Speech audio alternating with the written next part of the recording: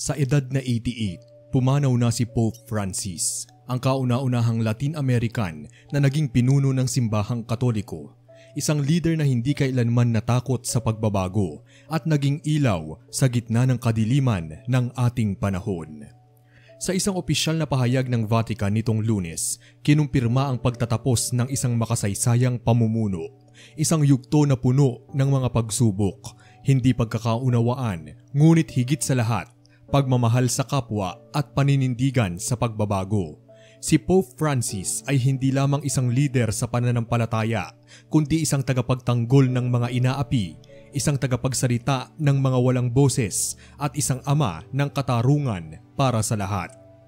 Kahit sa kabila ng malubhang sakit na double pneumonia, hindi tumigil si Pope Francis sa pagtupad ng kanyang tungkulin bilang leader ng simbahan.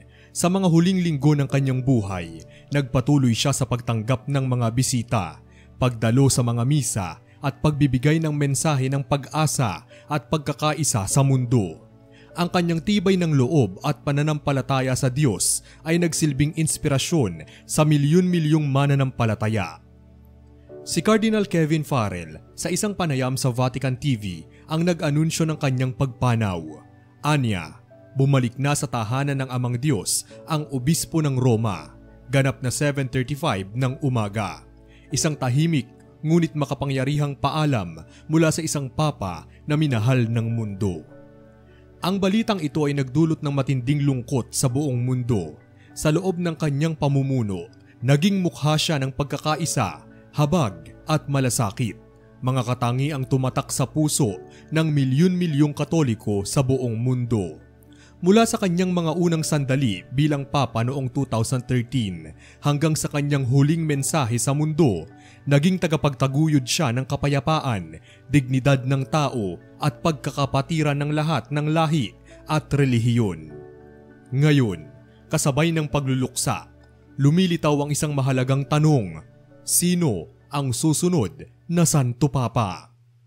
May posibilidad bang isang Pilipino na ang susunod na mamumuno sa simbahan? Isa sa mga itinuturing na malakas na kandidato ay si Cardinal Luis Antonio Tagle. Sa aklat na The Next Pope ng Vatican correspondent na si Edward Pentin, kabilang si Tagle sa mga pangunahing binabantayang pangalan. Isang kardinal na kinikilala sa kanyang malalim na pananampalataya, makataong paglapit sa mga isyu at malinaw na mensahe ng pag-ibig at pagkakapantay-pantay. Ipinanganak sa Pilipinas noong Hunyo 21, 1957, lumaki si Cardinal Tagle sa isang pamilyang Katoliko sa Imus, Cavite. Sa murang edad, ipinamalas na niya ang kanyang interes sa pananampalataya, na kalaunan ay humantong sa kanyang pagpasok sa seminaryo. Natamo niya ang kanyang doctorate in Sacred Theology sa Catholic University of America at naging propesor, mananaliksik at manunulat bago tuluyang pumasok sa mas aktibong papel sa simbahan. Kilala siya hindi lamang sa kanyang katalinuhan at kababaang loob, kundi sa kanyang malasakit sa mga mahihirap at laylayan ng lipunan. Bilang Arsobispo ng Maynila, madalas siyang makitang personal na nakikipag-usap sa mga maralita, mga batang lansangan at mga ina na walang tahanan. Isa rin siya sa naging pinakaaktibong leader sa mga gawaing panlipunan ng simbahan sa loob at labas ng bansa. Nagsilbi rin siya bilang Pangulo ng Caritas Internationalis, ang pandaigdigang network ng Catholic Charities, kung saan lalo pa siyang nakilala sa buong mundo bilang Cardinal of the Poor. Sa kanyang pamumuno sa Caritas, isinulong niya ang mga programang tumutugon sa gutom, sakuna at karapatang pantao. Ngunit higit sa lahat, naging boses siya ng pagkalinga sa mga issue tulad ng LGBTQ+ community, single mothers at mga hiwalay sa asawa.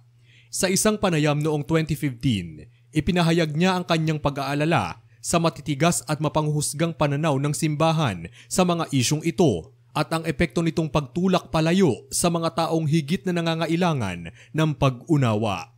Para kay Cardinal Tagle, hindi hadlang ang kasaysayan o tradisyon upang maging mas bukas ang simbahan sa kasalukuyang realidad ng lipunan. Dahil sa kanyang progresibong pananaw, matagal na siyang itinuturing na posibleng maging Santo Papa. Noong 2013, isa rin siya sa mga pinag-usapan bilang posibleng kahalili ni Pope Benedict XVI. Ngunit sa pagkakataong iyon, si Cardinal Jorge Mario Bergoglio ng Argentina ang napiling maging si Pope Francis. Ngayon, muling nabubuhay ang posibilidad. Kung sakaling mahalal bilang Papa, magiging makasaysayan ito. Dahil si Tagle ang maaaring maging kauna-unahang Asian na mauupo sa trono ng pagkapapa. Isang Asyanong Papa sa gitna ng panibagong siglo ng pandaigdigang pagbabago. Isang simbolo ng pagtanggap, pagkakaiba-iba at pagkakaisa ng lahat ng lahi. Ngunit ang halalan ng Santo Papa ay hindi basta-basta. Isa itong maselang proseso na ginaganap sa loob ng Sistine Chapel sa Vatican.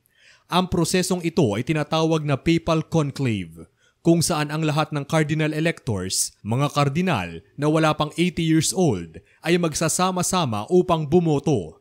Kailangang makakuha ang isang kandidato ng 2/3 ng boto upang mahalal bilang bagong Santo Papa. Habang isinasagawa ang pagboto, mahigpit ang seguridad at lihim ang proseso. Walang sino mang nasa labas ng chapel ang pinapayagang malaman ang nangyayari sa loob. Isang tradisyon na sinisimbolo ng usok mula sa chimenea ng Sistine Chapel. Itim na usok kung walang bagong papa, puting usok kapag meron na. Ang magiging Santo Papa ay hindi lamang leader ng simbahan, kundi tagapagturo, tagapagtaguyod at ama ng pananampalataya ng bawat Katoliko.